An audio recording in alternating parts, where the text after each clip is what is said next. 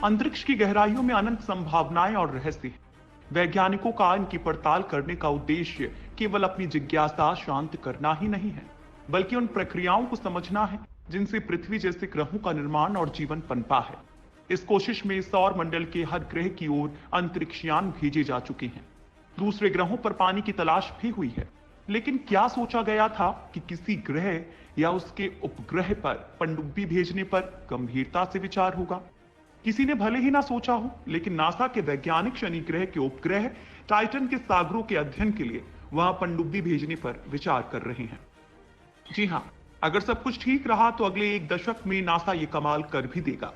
दरअसल टाइटन को शनि ग्रह का चांद कहा जाता है। शनि के चंद्रमा टाइटन की सतह पर मौजूद समुद्र के भीतर के संसार का पता लगाने के लिए नासा एक अंतरिक्ष पनडुब्बी विकसित कर रहा है। हमारी सौर प्रणाली में पृथ्वी के अलावा टाइटन ही ऐसा एक आकाशीय पिंड है जिसकी सतह पर समुद्र तरल अवस्था में मौजूद है। शुरुआत में शोधकर्ता टाइटन पर एक नाव भेजने की योजना बना रहे थे। नासा के ग्लेन रिसर्च सेंटर के स्टीवन ओलेसन ने साइंस मैगजीन न्यू साइंटिस्ट से कहा था कि अगर आप नाव के जरिए धरती के समुद्रों का पता लगाते तो पानी के नीचे मौजूद बहुत सी चीजें खोजने से चूक जाते। इसलिए नासा की नई योजना टाइटन पर नाव और पनडुब्बी दोनों भेजने की है।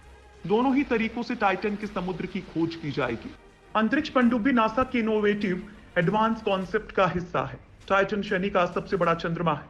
रिपोर्ट्स के अनुसार नासा के शोधकर्ता एक अभियान को तैयार करने में जुटे हैं जो टाइटन पर पनडुब्बी ले जाएगा।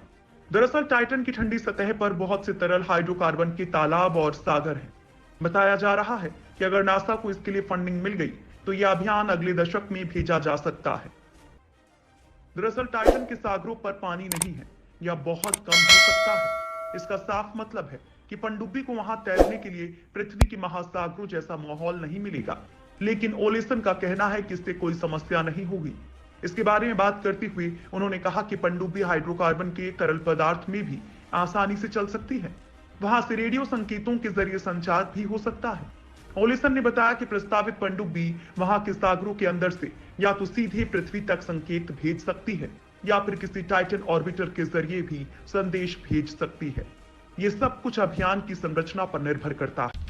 नासा टाइटन के सागर में पनडुब्बी भेजने की तैयारी में तो है ही, लेकिन इससे पहले नासा शनि ग्रह के सबसे बड़े चंद्रमा टाइटन पर ड्रैगन फ्लाई नाम का एक ड्रोन भेज रहा है। यह परमाणु संचालित मिशन नासा के न्यू फ्रंटियर्स कार्यक्रम का हिस्सा है, जिसने न्यू हॉरिजन्स अंतरिक्षयान का प्रक्षेपण किया था, जो सबसे पहले बौने ग्रह यम पर जाने वाला यान था। नासा के गृह विज्ञान विभाग के निदेशक लॉरी ग्लेस की माने तो इस अभियान को लेकर जो बात सबसे अधिक उत्साहित करती है वो है कि टाइटन पर जीवन के लिए जरूरी सभी तत्व मौजूद हैं। ड्रोन को टाइटन पर पहुंचने में करीब 8 साल का वक्त लगेगा। यह मिशन 2026 में प्रक्षेपित करने और 2034 में टाइटन पर पहुंचने की उम्मीद है। इसके पहले टाइटन की कुछ टीलों पर और बाद में एक गड्ढे पर उतरने की योजना है। इस मिशन की लागत 85 करोड़ डॉलर के आसपास तय की।